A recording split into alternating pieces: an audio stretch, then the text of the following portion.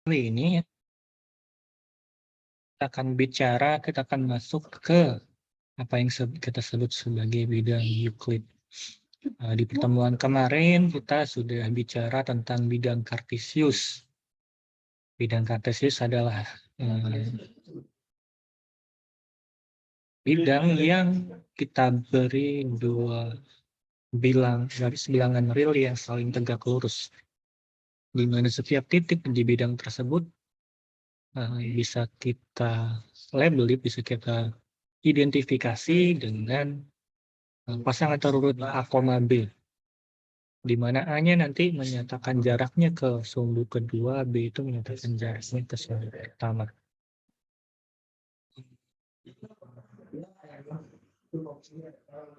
Nah, sekarang kita ingin mengenal bidang Euclid. Sekarang apa bedanya? Pertanyaan adalah, apa bedanya bidang Cartesius saja dengan bidang Euclid? Itu salah satu yang akan kita coba jawab pada pertemuan kali ini.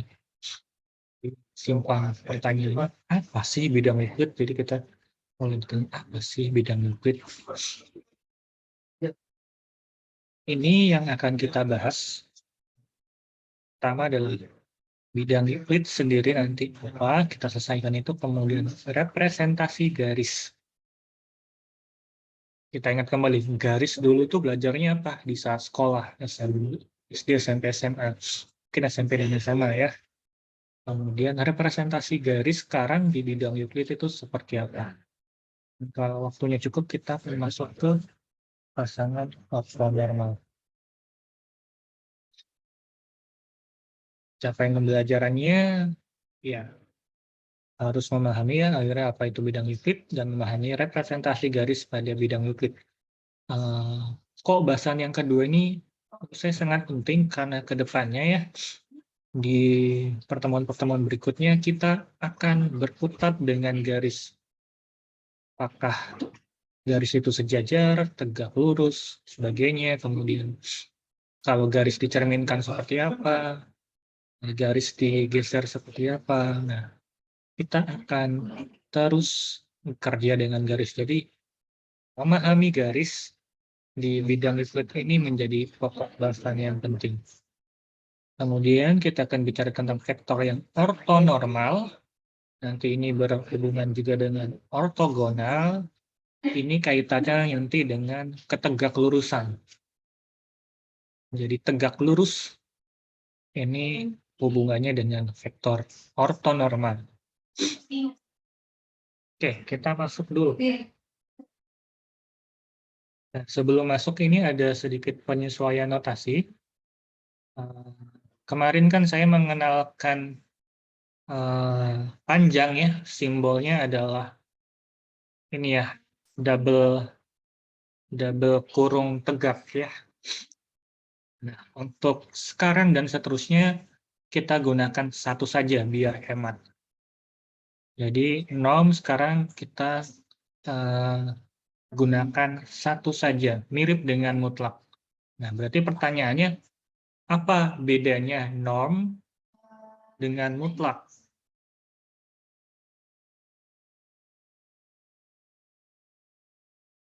Bisa nggak mengidentifikasi mana yang norm, mana yang nilai mutlak? Bisa, Pak. Bagaimana, Rifki? Kalau yang norm itu yang X, Pak. Kan norm itu panjang vektor, biasanya dihitung kayak yang akar dari X kuadrat plus Y kuadrat gitu, Pak. Jadi pakai yang X ini, Pak. Nah, ini kan dihitungnya adalah akar dari 3 kuadrat tambah 4 kuadrat. Dapat 5 ya. Yang ini mutlak berarti ya. Mutlak dari min 5 ya. Makanya dapat 5. Jadi simbolnya seolah sama. Tapi ini beda. Bagaimana? Kenapa? Apa yang membedakannya? Ya, apa yang ada di dalamnya? Ini yang di dalamnya adalah vektor. Jadi kalau Anda melihat tanda ini, objek yang di dalamnya vektor, maka ini yang Anda gunakan. Akar dari koordinat-koordinatnya. Tapi kalau yang di sini adalah skalar, adalah bilangan, ya ini yang Anda gunakan adalah nilai mutlak seperti itu. Nah, jadi ini untuk penyesuaian notasinya. Jadi harapannya ke depan jangan bingung. Kalau bingung, tanyakan kembali saja. Oke, kemudian kita bicara jarak. Jarak kedua titik. Jarak kedua titik pada bidang atau pada R2. Nah, ini ada beberapa pertanyaan. Mungkin ada yang mau mencoba menjawab masing-masing pertanyaan. Menurut Anda dulu, apa itu jarak?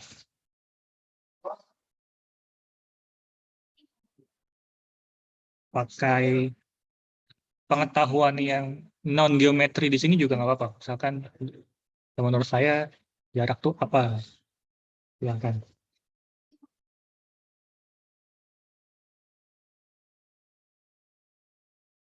Izin menjawab, Pak. Silakan, Adisti. Jadi jarak itu untuk menunjukkan seberapa jauh posisi suatu objek lainnya. Bukan seberapa jauh. Salah satu cara. Oke. Oke, ada lagi tambahan. Kalau dari SDT ya jarak itu mungkin suatu nilai gitu ya. Suatu nilai yang menunjukkan seberapa jauh dua objek gitu ya.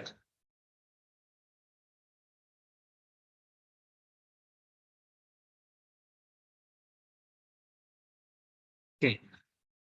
Ada lagi yang ditambahkan? Izin menambahi, Pak. Silahkan, Tirza. Menurut saya jarak itu kayak panjang lintasan dari titik awal ke titik akhirnya, Pak. Boleh. Panjang lintasan dari dua titik gitu ya. Nah, tapi kalau yang seperti ini, saya timbul pertanyaan, lintasan itu apa? Mungkin kalau dari yang Tirza maksud lintasan itu apa? Maksudnya lintasan itu kayak jarak tempuh, gimana ya bilangnya? Jarak tempuh.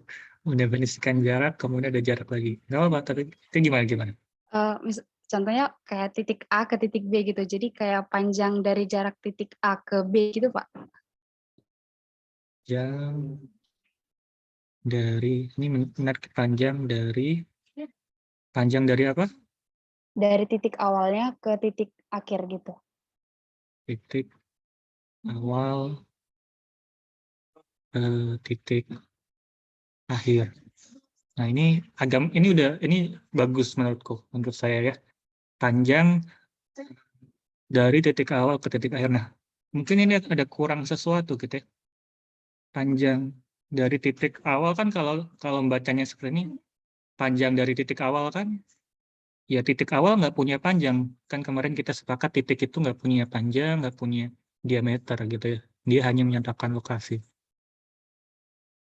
Panjang dari titik awal ke titik akhir. Nah, kalau ke itu apa? Mungkin bisa dilengkapi, ada yang mau melengkapi gitu. Panjang garis mungkin, Pak. Panjang garis gitu ya. Yang garis. Nah, garis itu apa?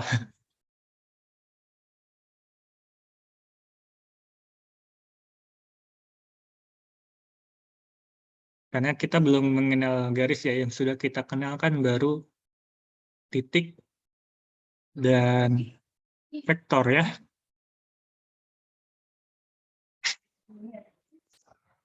Tapi mungkin harapannya jadi Agung ya. Oh, ini kalau saya tarik garis antar dua titik ini, ya panjangnya itu gitu. Mungkin yang dimaksud oleh Agung. Tapi kan mungkin kita nggak boleh menggunakan kata garis nih. Ini jangan kita gunakan dulu. Kira-kira apa yang punya panjang? Yang bisa. Benda, Pak. Silakan, apa Nurul? Panjang benda, Pak. Benda. Nah, benda apa ini? Yang bisa kita gambarkan di antara A dan B.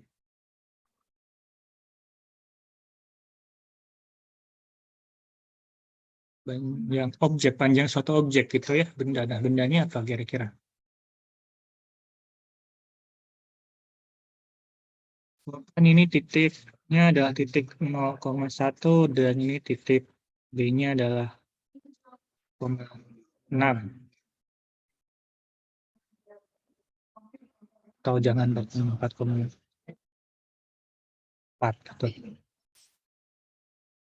Kira-kira ini objek apa yang mau diukur panjangnya?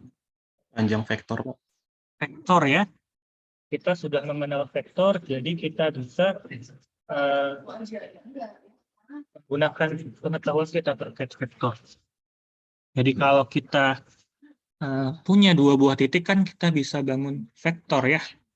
Ini vektor V. Vektor V ini apa?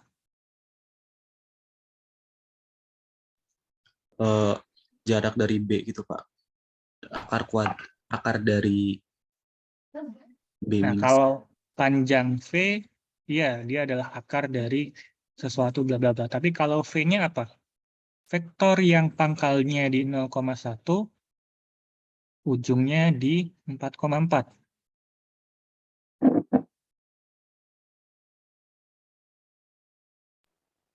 4,3 bukan, Pak?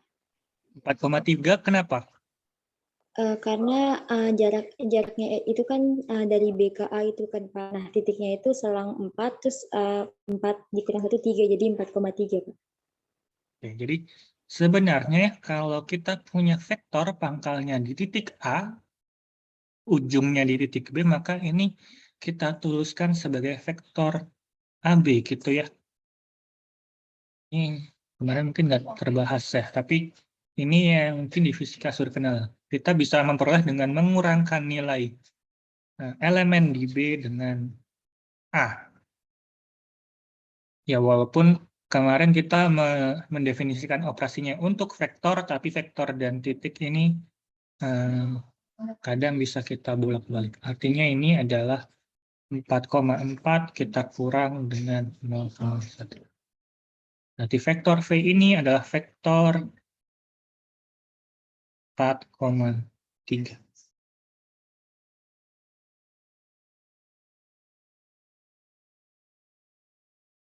Sehingga tadi definisi yang Anda susun bersama tadi bahwa jarak itu adalah, jarak antar dua titik adalah panjang.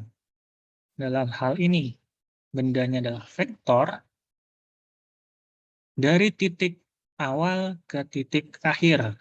Kalau misalkan dari titik A ke titik B. Menghitungnya ya karena dia adalah panjang, ini vektornya ada 4,3, ya berarti panjangnya adalah akar 4 kuadrat plus 3 kuadrat. Jadi ini sudah menjawab dua pertanyaan berikutnya ya. Bagaimana menghitung jarak antar dua titik? Ya kita bangun dulu vektornya, kita hitung panjang vektornya. Oke. Jadi ada yang bisa memberi kalimat simpulan kaitan antara jarak dan panjang vektor?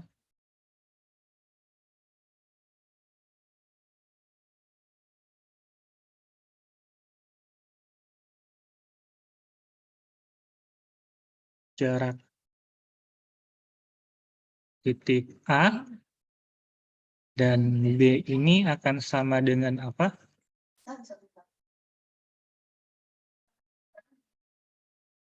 Panjang vektor AB. Panjang vektor AB ya. AB, yaitu vektor yang pangkalnya di A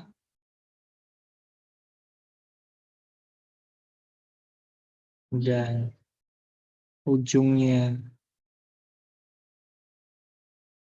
di B ya. Tulisan saya jadi kecil sekali. Oke. Nah, dari itu ini yang didefinisikan secara baiknya. Jadi misalkan saya punya dua buah titik P dan Q, jarak antara P dan Q ini notasinya. Distance of P and Q. Jadi D, P, Q. Kita definisikan sebagai panjang dari Q min P. Panjang vektor PQ ya. Di P min Q. Jadi saya punya P, saya punya Q. Atau saya punya P, saya punya Q. Berarti vektornya ke situ. Jadi pangkalnya di P, ujungnya di Q.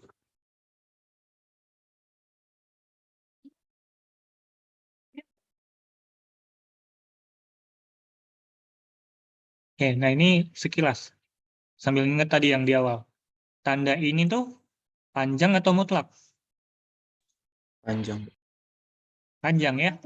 Jadi karena Q min P ini objeknya adalah vektor. Maka ininya menyatakan panjang.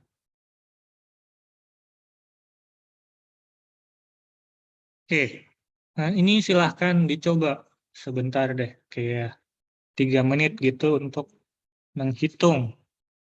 Kalau diberikan P-nya 1,6, C-nya min 5,14 R-nya 6,6, tentukanlah jarak P ke Q, jarak Q ke P, jarak P ke R, jarak R ke Q.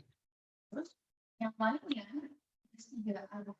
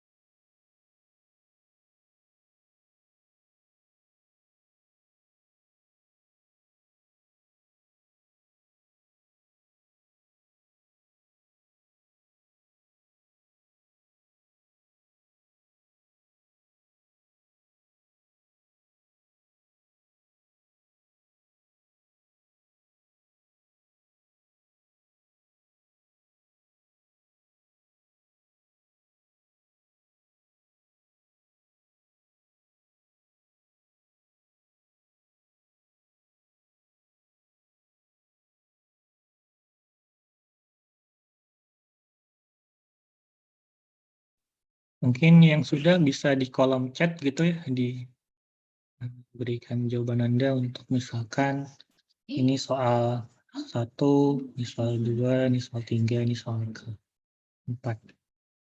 1 nilainya berapa, 2 nilainya berapa, 4 nilainya berapa.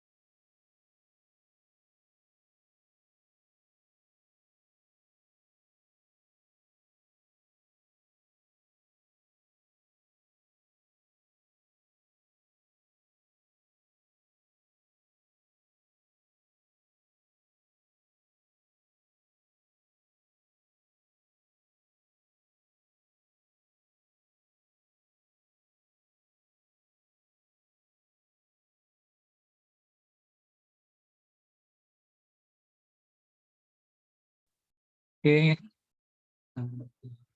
sudah peroleh jawaban semua gitu ya.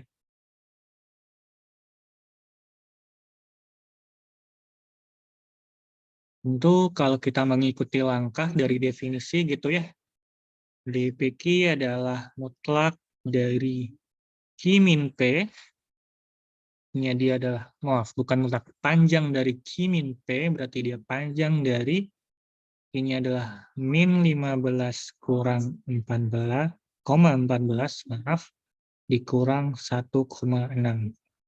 Berarti dia adalah panjang dari vektor min 15. Maaf, min 5 ya. Min 5 kurang 1 tentu adalah min 6.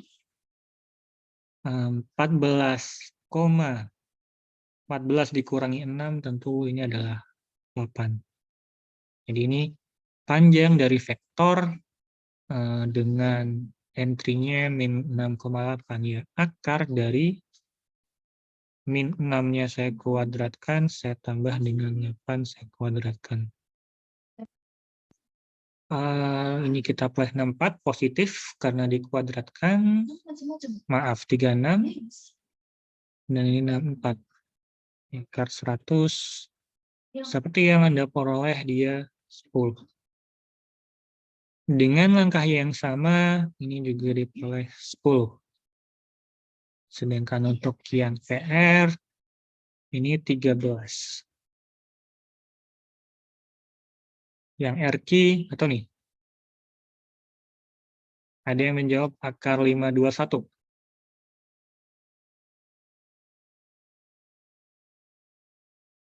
Akar 185 ya.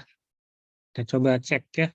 RQ berarti saya skip bagian ininya, dia adalah R, maaf, Q dikurangi R. Berarti min 5,14 saya kurangkan dengan R-nya adalah 6. Berarti dia adalah panjang dari vektor min 5 kurang 6 min 11,14 kurang 6. Berarti ditambah ya 20.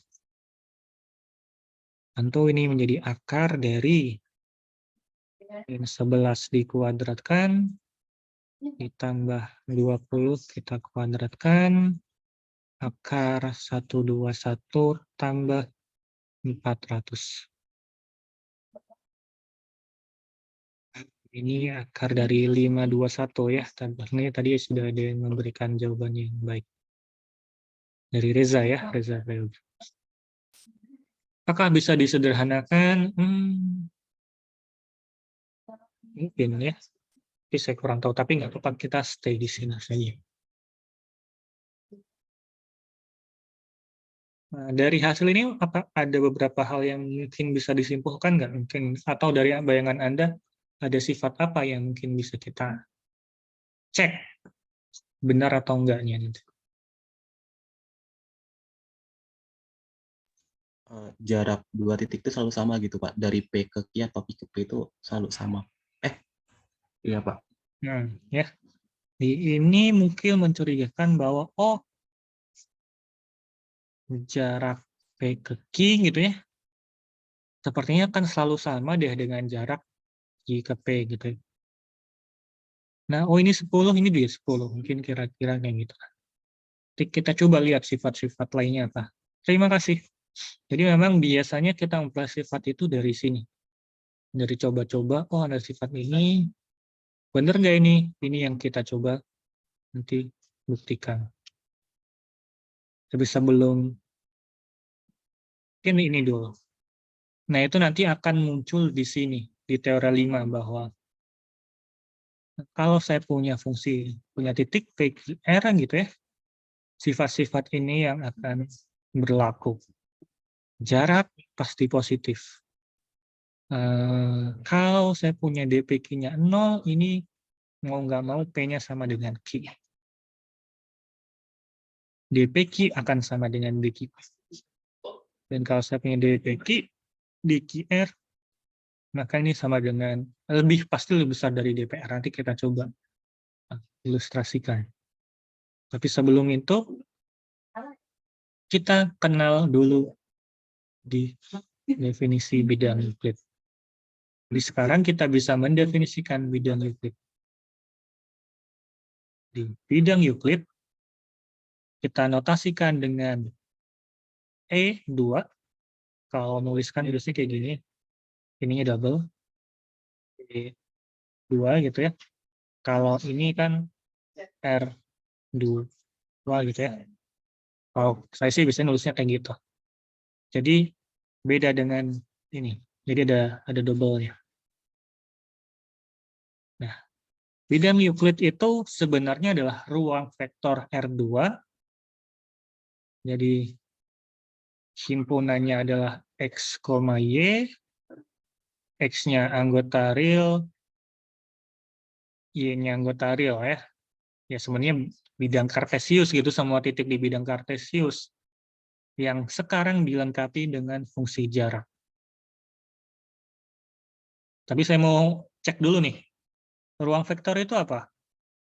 Ada yang mau mengingat kembali, ruang vektor apa? Kemarin kan kita bicara ruang vektor ya. Kumpulan vektor yang bisa dijumlahkan atau dikalikan dengan skalar. Kumpulan vektor. Nah, vektornya ganti dulu deh, jangan vektor. Kumpulan apa? Dan dikali dengan Kumpulan jarak titik, Pak. Kita tulis dulu sekumpulan atau himpunan ya, kita jangan bilang sekumpulan. Himpunan tadi awalnya menuliskan himpunan vektor yang apa? Kita coba ulik dari sini, himpunan vektor yang Dapat dijumlahkan atau dikalikan dengan bilangan skalar. dapat dijumlahkan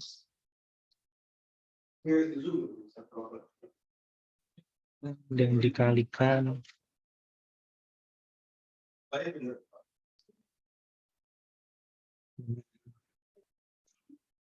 dengan skalar ya.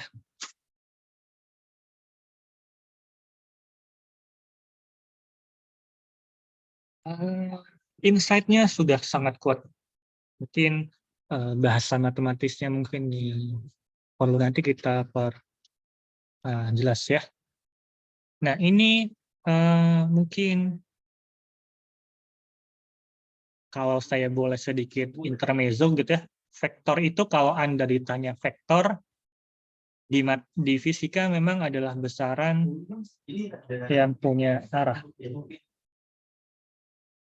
Tapi kalau di matematis, vektor itu sebenarnya adalah definisinya hanya ini, anggota ruang vektor. Ini katakan saja, siapa tahu nanti pas Anda tugas akhir di sidang ditanya vektor apa, jawabannya adalah ini. Anggota ruang vektor, bukan besaran yang punya arah sebenarnya. Seperti itu. Nah, anggota dari ruang vektor apa itu yang akan ditanya? Ya, ini sebenarnya adalah himpunan yang dilengkapi oleh penjumlahan dan perkalian skalar. Ini sudah oke.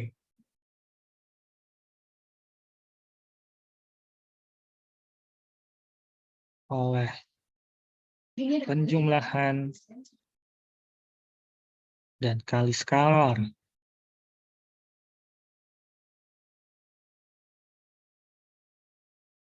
Di mana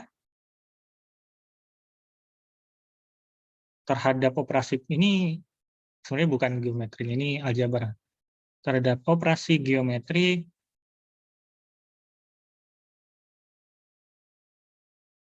memenuhi sifat grup ya.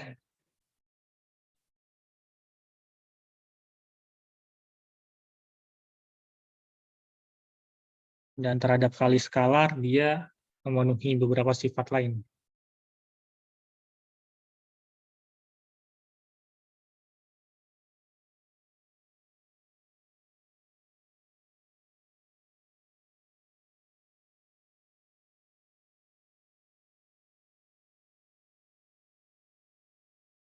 Sebenarnya itu yang dituangkan kalau Anda punya catatannya gitu ya, di teorema 1.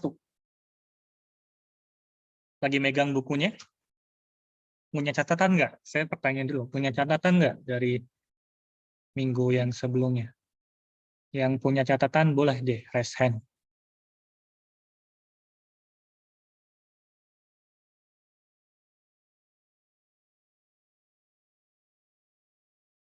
Maaf Pak, tadi suaranya putus-putus Pak.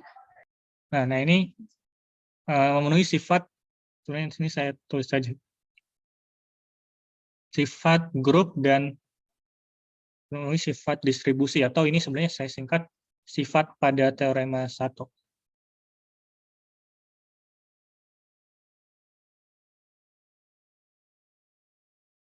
Nah, pada punya catatan nggak kemarin teorema 1 dicatat nggak?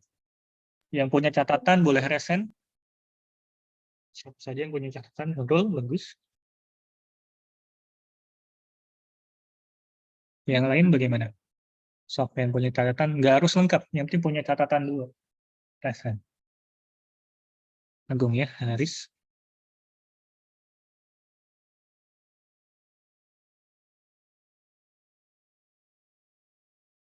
Oke. Banyak. 7. Oke. Yang punya catatan, makan resen. Oke, Nas. Yang memiliki catatan, kalau Anda buka catatan Anda, teorema 1 itu ya, yang bagian nomor 1 sampai 4. Itu sebenarnya sudah membuktikan bahwa dia adalah grup. Jadi R2 itu adalah grup.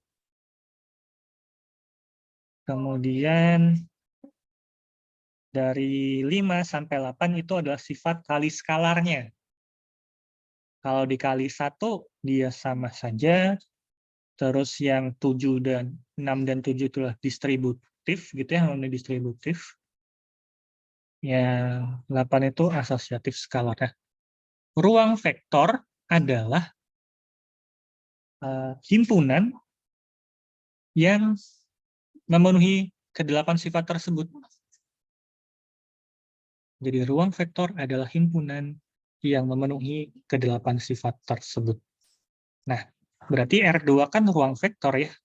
Kemarin kita buktikan dia ruang vektor. Nah, sekarang R2 kita lengkapi dengan fungsi jarak, kita sebut dia sebagai bidang Euclid. Oke, terima kasih teman-teman yang tadi sudah resen, sudah. Oke, semoga saya doakan lancarlah ini geometri lah kalau sudah ada catatan seperti itu. Oke, gitu.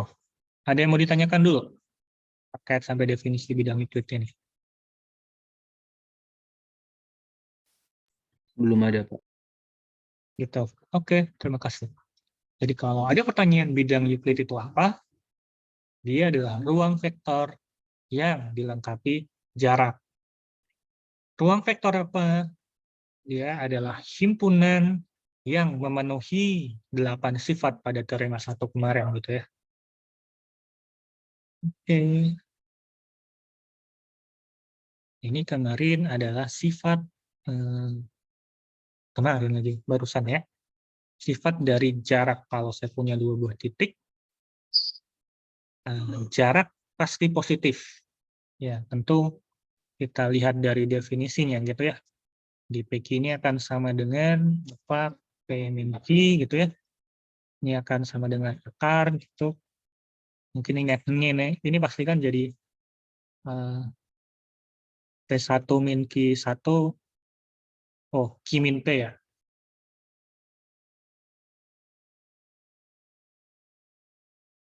Jadi kalau P-nya adalah P1, P2, ini adalah Q1, Q2. Ya ini nanti jadi Q1 min P1 ditambah kuadrat ditambah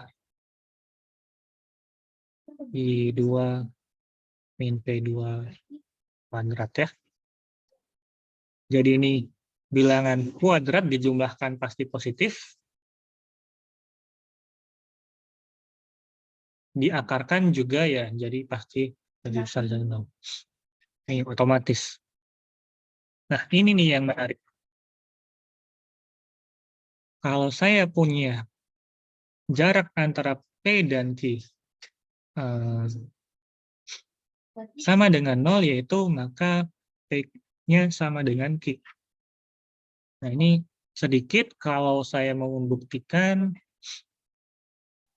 sifat 2, berarti kalau saya punya jika dan hanya jika, cara pembuktiannya berarti saya pilih mau dari kanan ke kiri atau kiri ke kanan. Dari kiri ke kanan. Membuktikan dari kiri ke kanan artinya yang saya punya dulu adalah ini. Berarti saya misalkan P-nya adalah P1, P2, Q-nya adalah Q1, Q2, kemudian maka dan gitu ya. Ini diketahui dan D, P, Q sama dengan 0, maka kan tadi kita punya D, P, Q sama dengan 0, ini jika dan hanya jika, apa tadi, akar dari Q1 min P1 ditambah kuadrat ditambah Q2 min P2 itu sama dengan 0.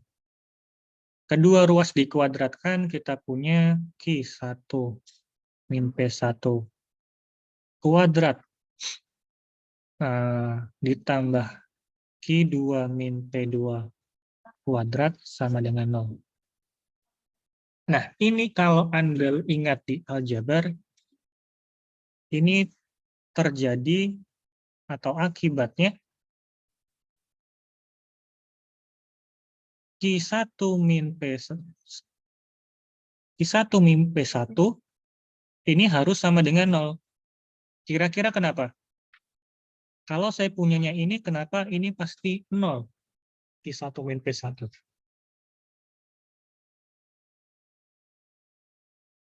Kalau saya punya A kuadrat plus B kuadrat sama dengan 0,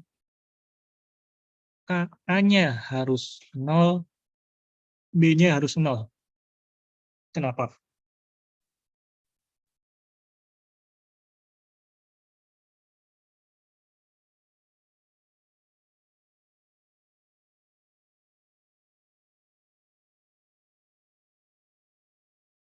Ini bisa Anda cek pakai kontradiksi. Apa yang terjadi jika A-nya tidak 0? Akan lebih dari 0 gitu. Akan lebih dari 0 ya. A-nya tidak 0, maka A kuadrat pasti lebih besar. Lebih besar dari 0. Nggak mungkin 0. Sehingga A kuadrat ditambah, karena A kuadrat lebih dari 0, katakanlah B kuadratnya lebih besar dari 0, ya A kuadrat plus B kuadrat lebih dari 0 sama dengannya pasti hilang. Jadi nggak mungkin ini terjadi. Jadi gitu, untuk membuktikan ini kita gunakan kontradiksi. Jadi kalau kita punya ini, maka kalau saya punya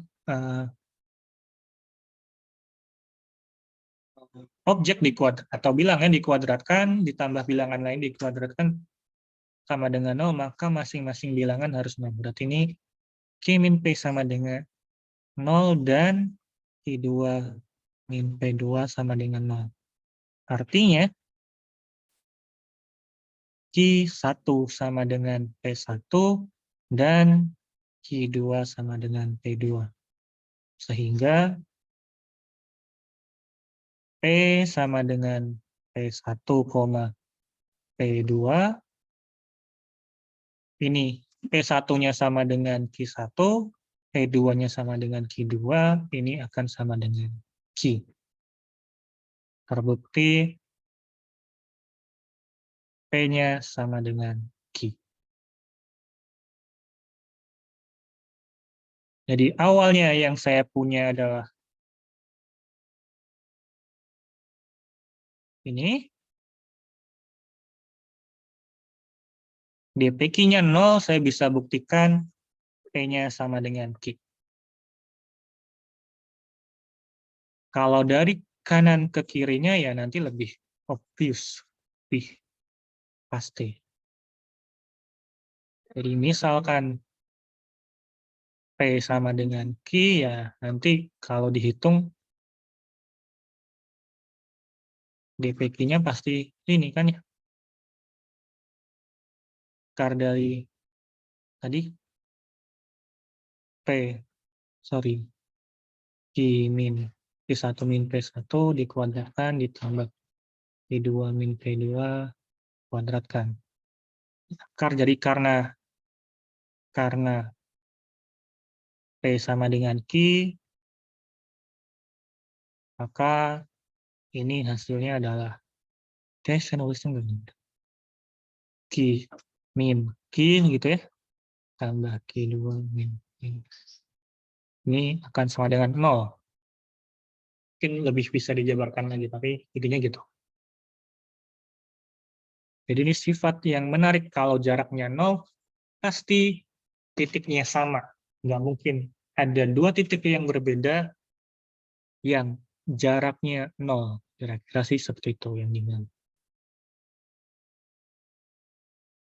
Ini mungkin buktinya bukan kita skip ya, saya belum menyiapkan. Tapi ada yang punya ide nggak ini sebenarnya tuh ngomongin apa sih?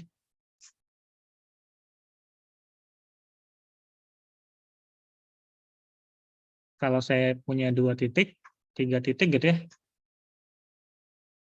Di R.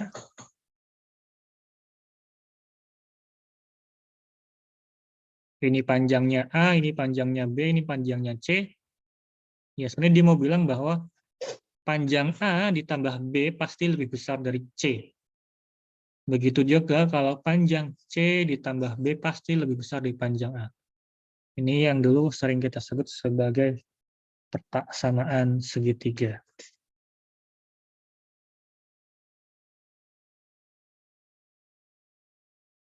Untuk bukti baiknya mungkin saya belum siapkan. Jadi kalau saya belum mengerjakan ya berarti ini silahkan Anda kerjakan gitu ya. Coba kerjakan, coba cari buktinya. Oke, ada pertanyaan dulu. Pak, izin bertanya yang pembuktian tadi, Pak. Oke, yang ini. Iya, Pak. Kan itu kan ada kalimat jika dan hanya jika P sama dengan Q. Kalau misalnya kita kan tadi kan definisi intinya sama dengan P1, P2. Kalau kita ngedefinisiin Q-nya juga sebagai P1 sama P2, bisa nggak, Pak? Karena ada kalimat P sama dengan Q ini, Pak. Nah, kan yang saya buktikan ini untuk kasus yang pertama ya. Dari kiri ke kanan, artinya yang pasti benar adalah kiri. Jadi di sini yang pasti benar adalah DPQ sama dengan 0. Nah, ini yang mau ditunjukkan. Jadi nggak boleh. Jadi dari pengetahuan ini saja saya harus menunjukkan ini. Sebenarnya yang mau dimaksud adalah itu. Berbeda kalau dari kanan ke kiri. Yang diketahui benar adalah ini. Ini yang pasti benarnya. Nah, dari pengetahuan yang ini, bisa nggak saya memperoleh pengetahuan itu? Oh, ternyata bisa. Terbayang nggak bedanya? Atau masih Terbayang, bingung? Pak. Terbayang, Pak. Gitu. Jadi, pada akhirnya memang sama ya. Tapi saat mau membuktikan berarti, kalau jika dan hanya jika berarti coba membuktikan dari arah mana dulu. Kalau dari kiri berarti yang kiri yang pasti benar. Bagaimana dari kebenaran di kiri ini Anda bisa menggunakan persamaan yang kanan gitu ya. Kalau dari kanan ke kiri berarti yang kanan itu dianggap pasti benar. Nah dari pengetahuan ini benar, kanan, bisa nggak kita mendapatkan yang kiri? Tuh. Ya, inilah menurut saya yang menariknya matematika gitu ya. Yang menarik bagi saya belum tentu menarik bagi Anda, biasanya kayak gitu.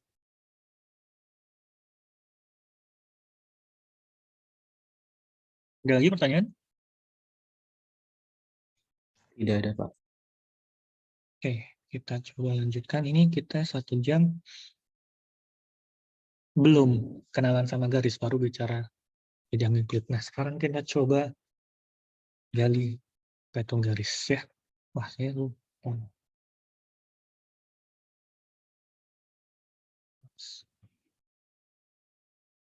Oke, apa itu garis? Pertanyaan saya mungkin. Oke, apa itu garis dulu deh? Coba ada yang mau bertambah. Apa itu garis?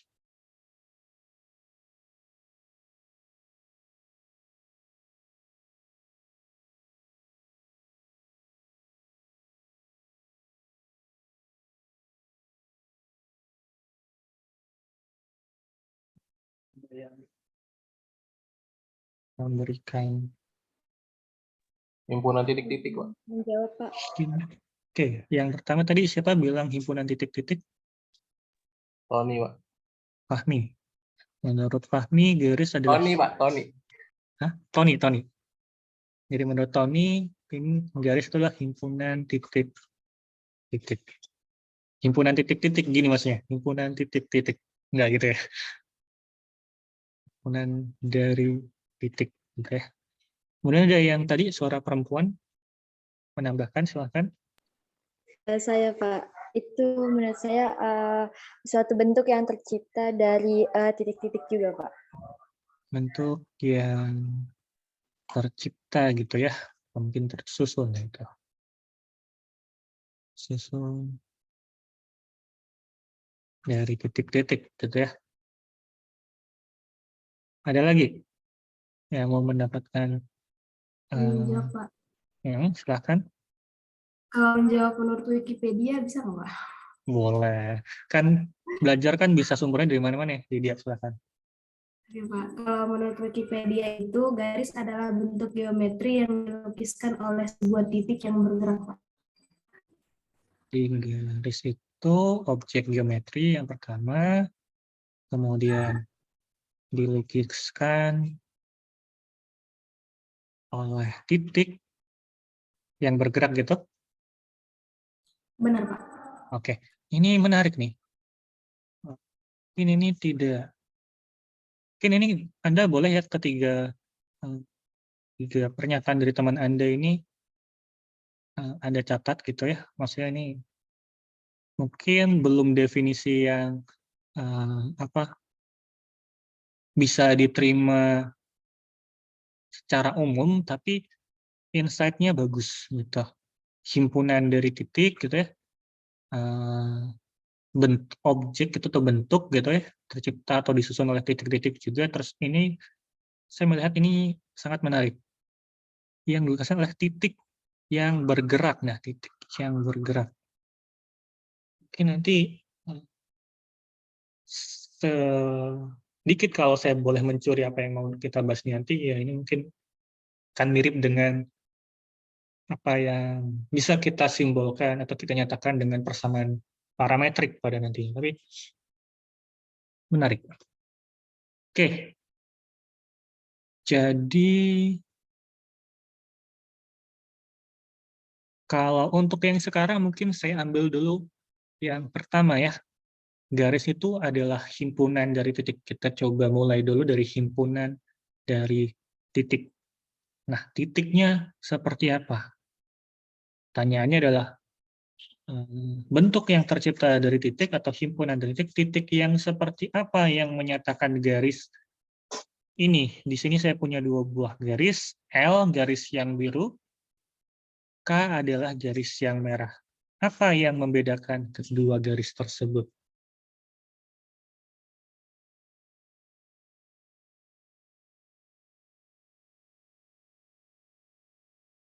Apapun. Detail titik-titiknya, Pak. Detail.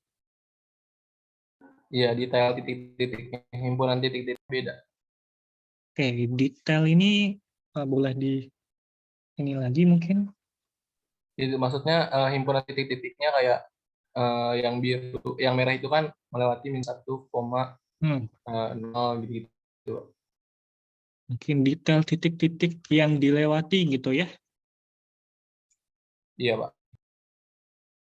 Oke. Ada lagi yang mau menambahkan? Kemiringannya, Pak. Kemiringan gitu ya. Kemiringan garis. Ada lagi mungkin?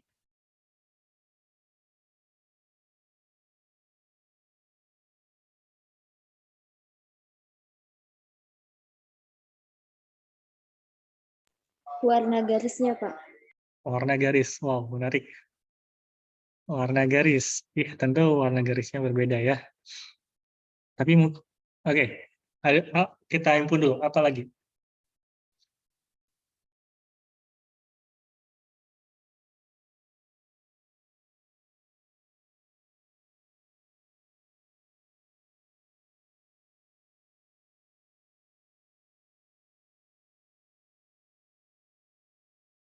Oke.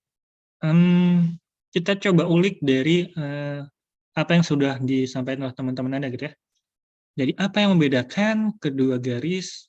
Yang pertama titik-titik yang dilewati. Berarti kalau saya mau mendefinisikan L, dia adalah garis yang melalui garis yang titik-titik. Titik-titiknya mungkin ini deh, ada titik 01, ada titik 1, 2, ada titik 2, 3, dan seterusnya. Nah, kelemahannya apa kalau kita hanya membedakan, ya sebenarnya perbedaannya itu gitu. Tapi katakan kita mau mendefinisikan sebuah garis, jadi tujuan akhir kita adalah kita mau mendefinisikan sebuah garis. Kalau kita mendefinisikan dari titik-titik yang dilewati, kira-kira kesulitannya apa?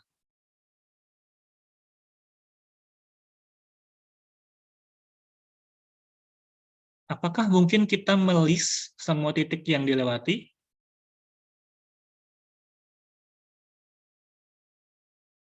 Tidak, Pak. Tidak. Berarti kesulitannya adalah nanti bagaimana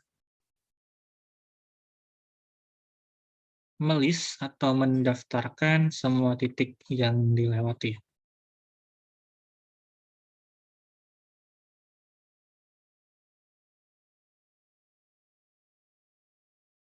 Jadi mungkin idenya dengan melihat garis itu dari titik-titiknya sangat oke gitu ya. Mungkin berarti kita tahu masalah bagaimana mendaftarkan titik yang dilewati. Oke. Kalau yang ini, membedakan garis dari kemiringannya.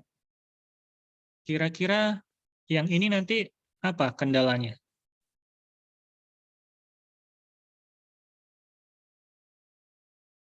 Berarti apa beda garis K dengan garis ini? Misalkan M. Saya membangun M, garis yang kira-kira, anggaplah lurus ya, melalui itu. Kemiringannya sama atau berbeda?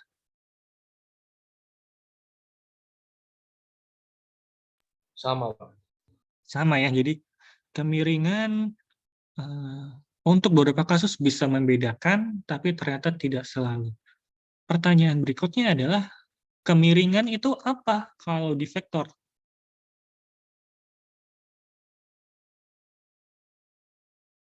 Kalau di bidang Euclid kan kita belum mengenal kemiringan. Tanya adalah itu. Nah, kalau warna sekilas di sini masih bisa kita gunakan gitu ya.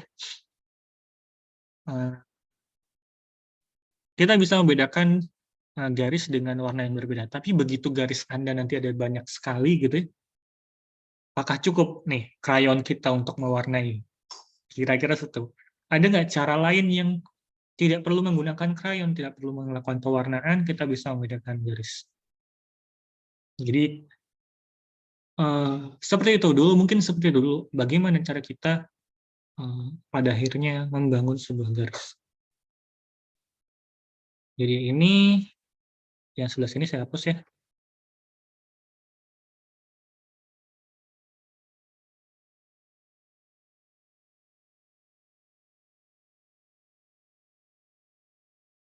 Jadi insight-nya udah bagus.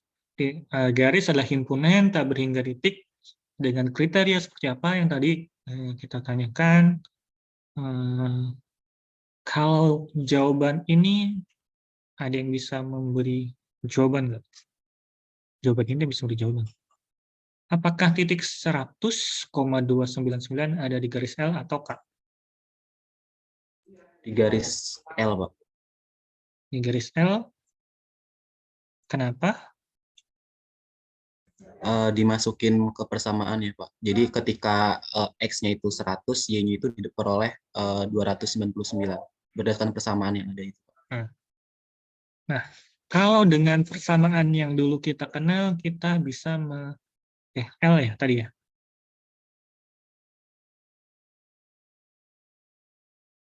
Menggunakan persamaan ini kita bisa mendefinisikan titik-titik tersebut. Nah, jadi mungkin salah satu caranya mungkin bisa gini. Oh, L itu adalah himpunan titik-titik A, B yang seperti apa sifatnya. Yang ini nih, yang memenuhi ini. Jadi kalau misalkan titiknya adalah 100,299, ya benar nggak sih? Terpenuhi nggak sih 299 itu sama dengan 3 kali 100 min 1? Oh, ini benar. Oh ya berarti ini anggota L. Tapi gimana kalau misalkan 4,6? 6, benar nggak sih dia sama dengan 3 dikali 4 dikurangi 1? Oh enggak kan ya? Ini bukan. Oh berarti ini juga bukan anggota L. Jadi pertama ya ini salah satu caranya. Atau ini yang sudah Anda kenal. Tapi mungkin gitu ya, kita bisa menuliskannya dengan cara lain menggunakan vektor.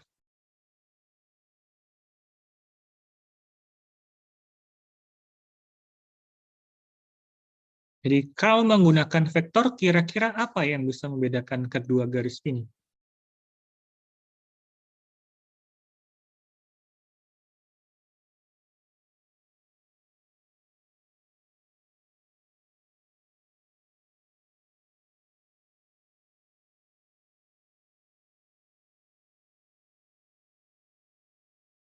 Ya kalau dulu sempat bilang vektor adalah besaran yang punya arah, ya tentu nanti arah yang akan mengubah. Cuman arah vektor itu apa?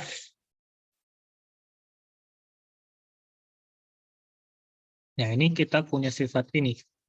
Suatu garis pada geometri analitik yang kita pelajari sekarang dikarakteriskan oleh sifat bahwa setiap vektor yang menghubungkan setiap pasang titik adalah vektor yang proporsional.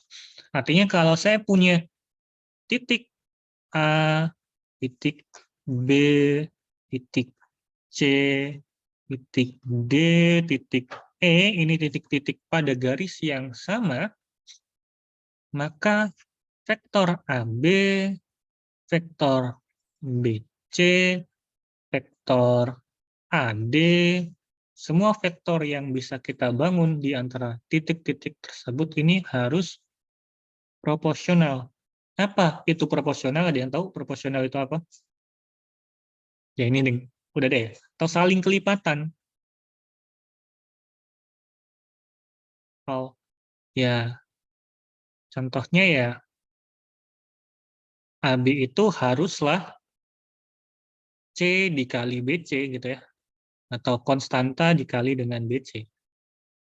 Saling kelipatan itu artinya itu. Jadi AB itu ya sama dengan K dikali BC. Tentu nanti kalau kita punyanya vektornya, kita bicara misalkan garis K gitu ya, yang lebih gampang gitu ngitungnya. Garis K ini bisa kita wakili dengan apa ini? 3,4 dikurangi 1,2.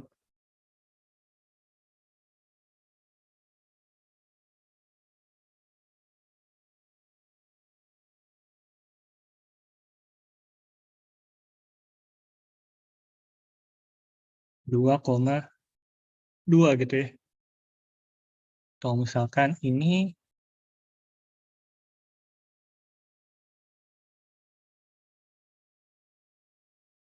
1,2 dikurangi 0,1. 1,1. Jadi setiap garis itu bisa kita identifikasi. Yang pertama, kita harus punya arah atau vektor.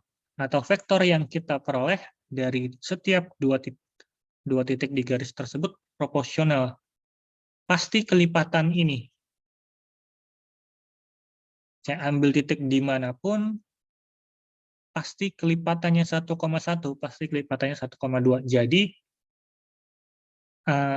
kemiringan atau arah garisnya nanti bisa kita wakilkan dengan salah satu saja, yaitu dengan cara mendefinisikan himpunan V. Jadi, kurung siku V, ini adalah himpunan semua vektor hasil kelipatan vektor V. Kita tuliskan kurung siku V adalah himpunan T kali V untuk semua T anggota bilangan real. Sebagai contoh, kalau saya punya V adalah vektor 1,2, maka kurung siku V atau arah V, bacanya arah V, itu adalah himpunan semua vektor T kali 1,2. Nah, pertanyaannya, 2,4 sama 4,9 ini anggota V atau bukan?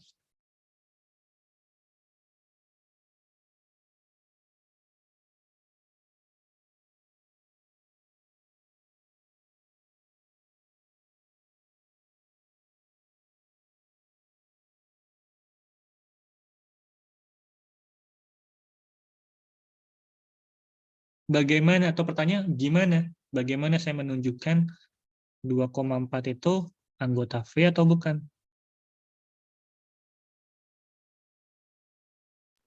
Yang 2,4 iya Pak, tapi yang 4,9 tidak Pak. Gimana? Kalau idenya gimana tadi? Kalau Anda? Kalau misalnya itu kan dikatakan kan kelipatan ya Pak ya. Nah, 2,4 itu merupakan kelipatan dari yang V awalnya yaitu 1,2. Berarti rentang jaraknya itu ya 1,2 itu Pak. Tapi kalau misalnya 4,9 itu tidak bisa dikatakan karena 9 itu bukan kelipatan dari 2 itu Pak. Oke. Atau kalau mau, ya udah. Misal atau andaikan 2,4 anggota P. Berarti sifatnya apa? Haruslah 2,4 itu sama dengan T dikali 1,2 gitu ya. T dikali 1,2 gitu. Berarti artinya 2,4 itu harus sama dengan T, 2T. Nah, akibatnya apa? 2 harus sama dengan T, dan 4 harus sama dengan 2T.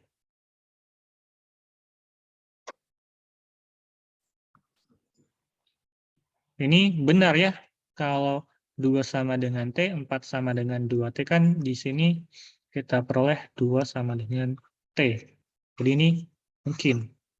Atau kalau yang ini, kalau menunjukkan benar ya, tinggal pilih saja. Aduh.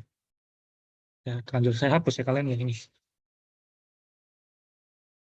Atau dia bilang aja, atau tadi coret-coretnya nih, atau pilih T sama dengan 2. Perhatikan bahwa, kita bilang bener ya,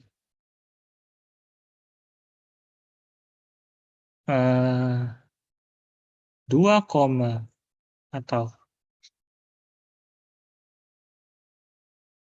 2,4 itu sama dengan 2 dikali 1,2, artinya sama dengan T kali 1,2.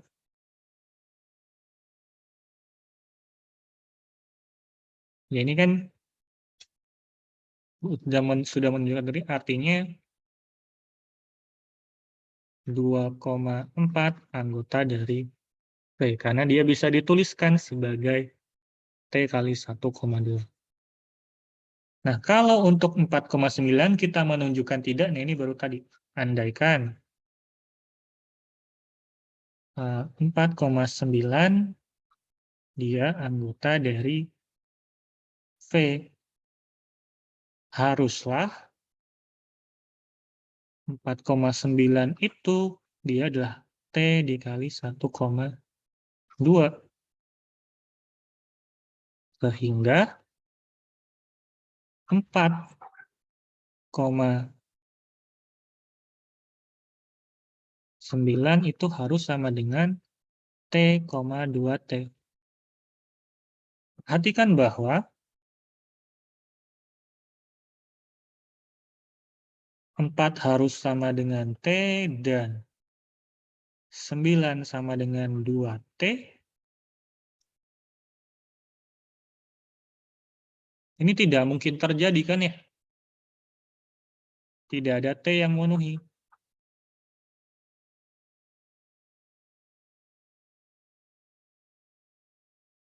Kan nggak mungkin ini 9/2 gitu atau 4,5 sama dengan T kan ya? Nggak mungkin T-nya sama dengan 4 sama dengan, atau gini.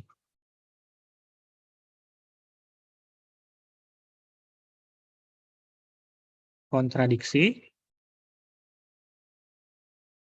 karena 4 tidak sama dengan 9/2. Tuh, jadi tidak mungkin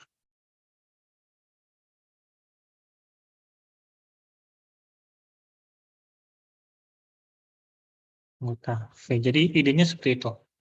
Kalau saya membuktikan ini anggota dari V atau bukan, ya kalau dia anggota, tentukan, pilih saja T-nya. Kalau bukan, ya andaikan dia anggota. Maka ini harus terpenuhi. Tapi ternyata nggak mungkin karena T-nya sama dengan 4, di sini T-nya sama dengan 9/2. Kalau pengandaiannya nggak mungkin, berarti ya kesimpulannya ini bukan anggota. 9 itu bukan anggota. Oke, ada pertanyaan dulu.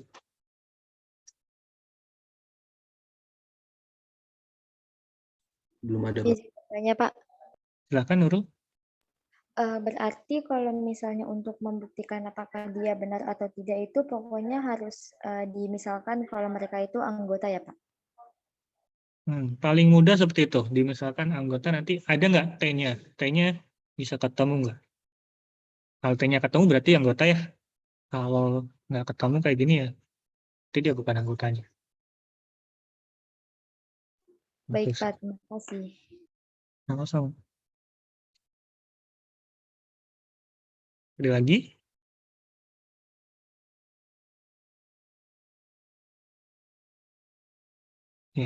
Kalau tidak ada ini, coba kerjakan mungkin 10 menit gitu. Sambil saya tinggal sebentar. Silahkan.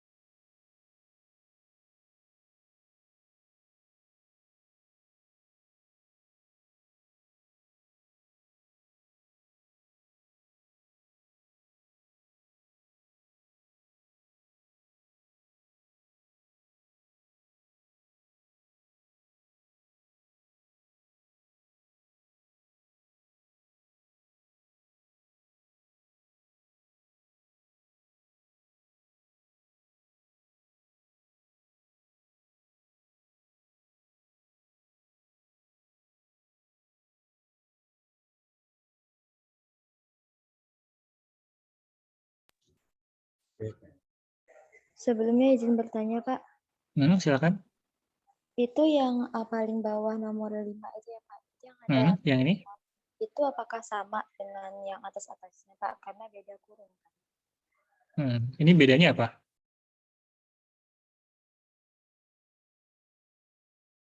Yang paling bawah bedanya apa dengan yang lainnya? Bentuk tanda kurungnya, Pak. Oke. Oke, berarti ini objeknya apa kalau yang ini?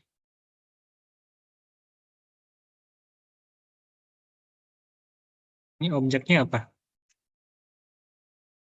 Kalau ini kan objeknya adalah titik ya, atau tupel atau vektor dengan panjang 2. Kalau yang ini objeknya adalah List, Pak.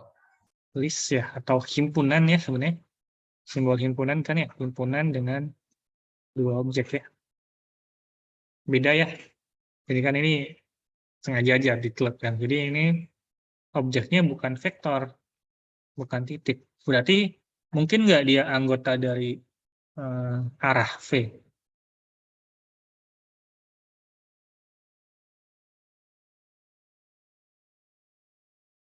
Tidak Enggak ya? mungkin. Iya, benar, tidak mungkin. Nah, ingat, dia V itu anggotanya adalah vektor 1,2 A, B dikali dengan skalar. Skalarnya beda. Bukan himpunan. Oke. Oke. Selain yang paling bawah, yang lain bagaimana? Untuk yang ini gimana? Oke atau enggak? Iya, Pak. Iya, Pak. Ini oke. Kalau yang kedua? Tidak, Pak. Tidak. Yang ketiga? Oke, Pak. Oke. Yang keempat? Oke, Pak. Oke, Pak. Oke. -1, -2? Oke, Pak. Oke. 00? Oke, Pak. Oke, Pak. Oke. 214, 328? Tidak, Pak. Tidak ya? -1,2? Tidak, Pak. Tidak. Oke. Ada yang hasil berbeda? Tidak ada, Pak. Tidak ya, berarti harusnya sudah mulai. Nanti mungkin nggak akan saya bahas lebih jauh, nanti Anda diskusikan dengan teman Anda yang sudah bilang, oh ini gimana sih dapatnya? Oh gimana ini membuktikan tidaknya gitu ya, nanti diskusi sama Anda ya. Oke, nah sekarang tanyanya adalah apakah arah saja cukup untuk mendeskripsikan sebuah garis? Kalau menurut Anda bagaimana? Cukup atau tidak?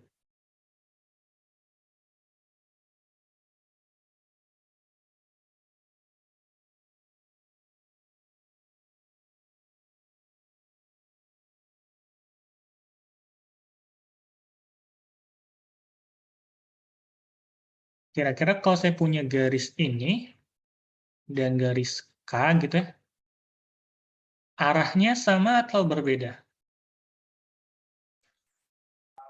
Belum bisa ditentukan, Pak. Nggak bisa ditentukan. Jawaban yang baik sih. Katakanlah kemiringannya sama sekarang. Walaupun kita nggak punya definisi kemiringan ya. Tapi katakan kemiringannya sama. Apakah garis ini, misalkan ini adalah bidang kartesiusnya adalah ini. Ini sumbu X, sumbu Y-nya. Apakah keadaan L ini garis yang sama? Berbeda, Pak. Berbeda. Arahnya sama atau enggak? Kalau Sama. kemiringan sama ya. Jadi ini mungkin arahnya adalah V.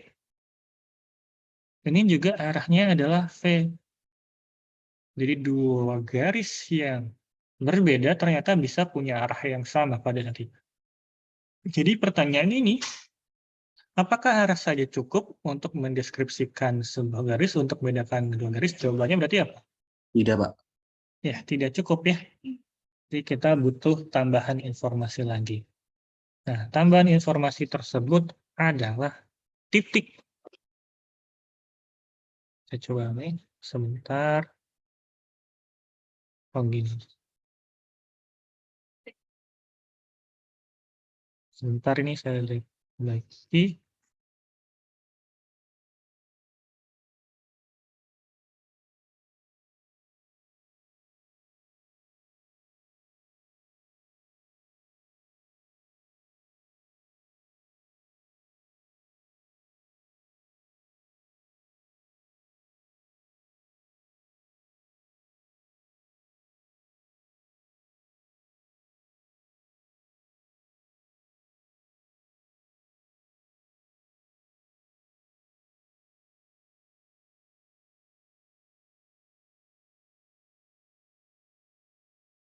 Oke, jadi ini sekarang jadi yang kurang adalah titik. Harusnya tadi saya tanya yang kurang apa gitu ya. Jadi kalau Anda mendefinisikan garis, Anda butuh yang pertama lah titik yang dilalui, yang kedua adalah vektor arahnya. Jadi misalkan P merupakan sebarang titik di E2 dan V suatu vektor tak nol, maka garis ini kita definisikan sebagai himpunan X itu titik, di mana titik X itu kalau saya kurangkan dengan titik P, jadi kalau saya punya garis, saya punya titik P, dan ini ada arahnya adalah P, maka garis L ini, titik-titik lainnya kan titik X gitu ya, sembarang titik X. X itu akan ada di dalam sini kalau X min P, arahnya sama X min P, arahnya sama gitu ya.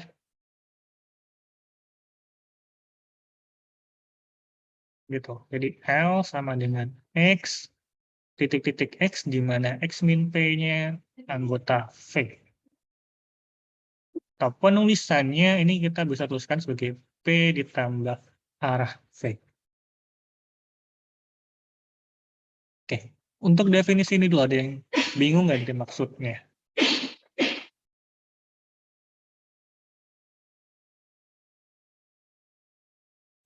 Paham, Pak. Oke. Sekitar ini kita sebut sebagai garis yang melalui P dengan arah V. Jadi garis yang seperti ini disebut sebagai garis yang melalui titik P dengan arah V. Nah, sebagai contoh gitu ya, gambar ini adalah garis L dengan P-nya adalah 0,0, dia melalui 0,0, dan V adalah 1,4. Ya, ini kan nanti kalau saya tarik, ini sebenarnya 4,1 ya. 1,4 atau 4,1 ini harusnya.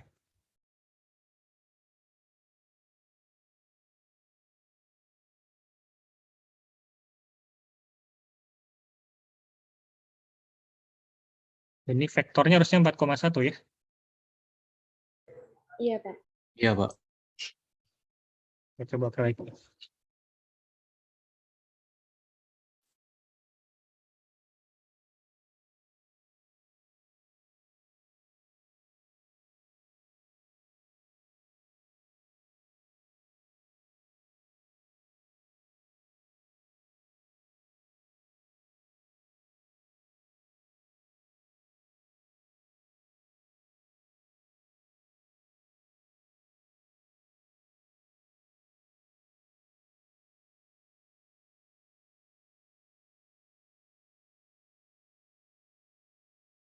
Jadi ini melalui titik P dengan arah 4,1 gitu ya. Ya, bisa saja Anda ambil arahnya kan, arahnya tuh diambil dari sembarang dua titik yang di situ. Misalkan ini adalah 4,1, ini 8,2. Maka arahnya ya, anggap saja 8,2 dikurangi 4,1 gitu ya. Ya ini sebenarnya. Berarti ini 4,1 juga gitu ya. Nah, pertanyaannya adalah, dapatkah garis L ini didefinisikan menggunakan titik P dengan vektor V yang lain?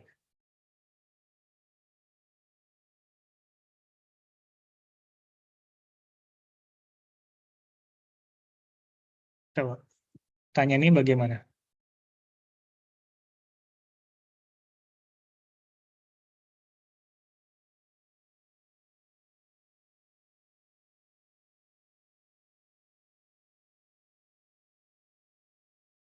Bisa, Pak. Nah, yang mana aja yang mana nih? Contohnya apa? P-nya apa? Izin aja Pak, kalau misalnya di garis itu, contohnya V-nya itu min 4, min 1, Pak. Min 4, min 1 gitu ya? Oke. V-nya apa?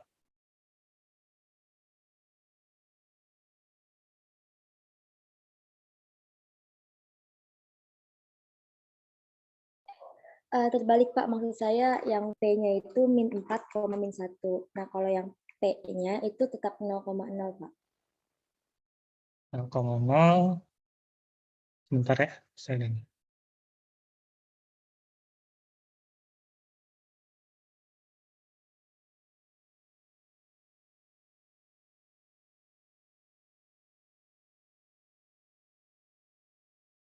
Gini ya, berarti. Min 4, min 1 Pak.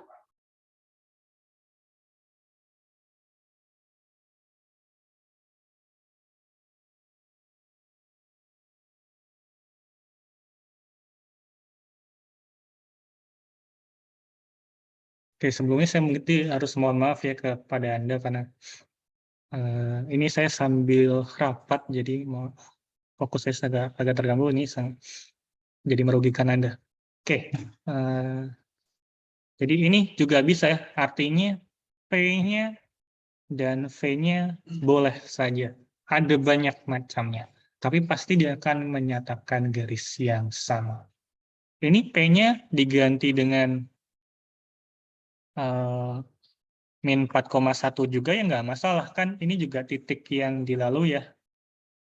Vektornya juga min 4,1 juga masih mungkin. P-nya di sini 4,1 gitu ya.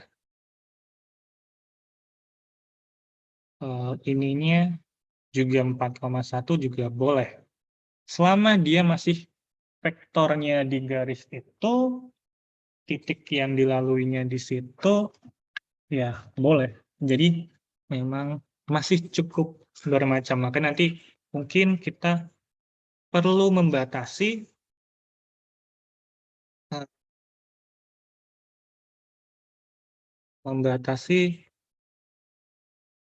pemilihannya nanti agar sama semua, nanti kita pilih P-nya yang seperti apa. Atau kita pilih V-nya yang seperti apa. Kira-kira seperti itu. Tapi untuk sekarang, berbagai macam P masih kita bisa terima. Oke, nah sekarang dengan mendefinisikan garis seperti yang itu,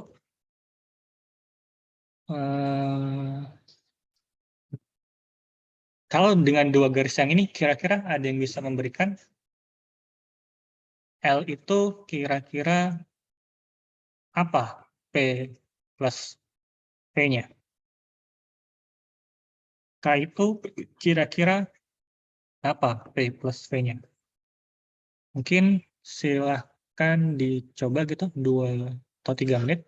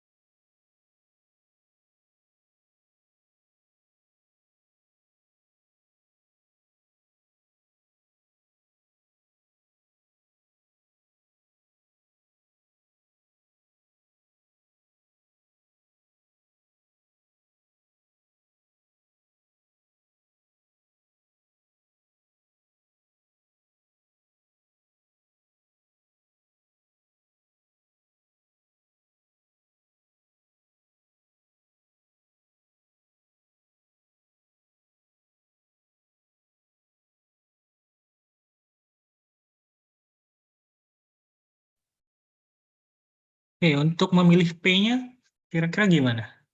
Ada yang kesulitan?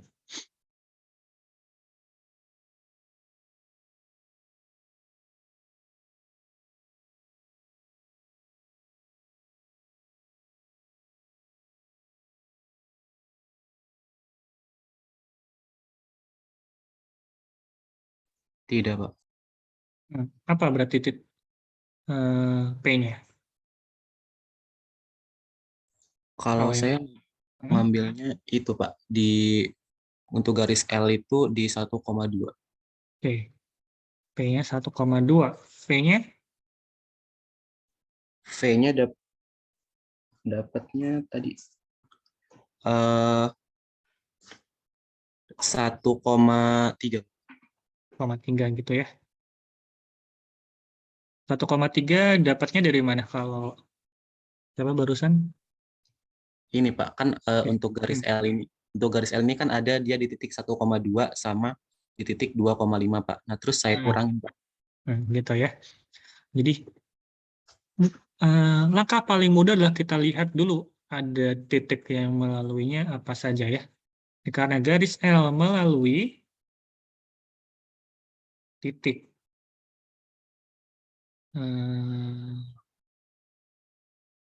1,2 dan titik 2,5 tidak dapat dipilih. P-nya ya boleh 1,2 adalah atau 2,5 gitu ya. Titik 1,2. Vektor arahnya atau vektor yang apa ya? Atau vektor arahnya gitu ya. Adalah kan vektor yang proporsional dengan vektor yang diperoleh dari dua buah titik ya. Kita tulis saja 2,5 dikurangi 1,2 yaitu vektor arahnya. Atau ini juga pilih saja. Dan kemudian pilih vektor arahnya adalah 2,5 dikurang. Atau kita tulis V sama dengan 2,5 dikurang dengan 2. Ini 1,5. Jadi L ini bisa dituliskan sebagai X titik-titik di mana X min P-nya adalah 1,2 itu anggota dari arah 1,3. Atau boleh juga dituliskan L itu adalah P 1,2 ditambah arahnya. Gitu. Kira-kira seperti itu. Ada pertanyaan dulu?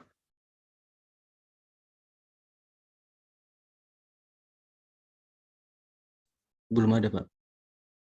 Oke. Ini beberapa istilah yang identik. Kalau garis L, kalau L garis X itu titik, X anggota L, jadi titik X ada di L gitu ya. Ini sama saja dengan L itu memuat titik X. Atau bisa kita sebut X berada di garis L. Atau garis L melalui X ini bicara hal yang sama. X dan L insiden. Jadi kalau X-nya melalui L-nya melalui X ya, X-nya kita sebut X dan L insiden. X insiden dengan L insiden. Terkait. Biasanya kalau di graf saya pakai istilahnya terkait. Ini istilah yang sama. Jadi kalau saya bilang X dan L insiden, oh berarti L itu garis yang melalui X gitu ya. L memuat X, oh berarti ya X itu ada di L gitu. Gitu. Nah, sekarang ini latihannya. Boleh deh ini, kalau yang ini 10 menit deh. Dicoba. Kalau Anda punya garis dalam bentuk Y sama dengan MX plus C, bisa nggak Anda menentukan garis tersebut dalam bentuk P plus V?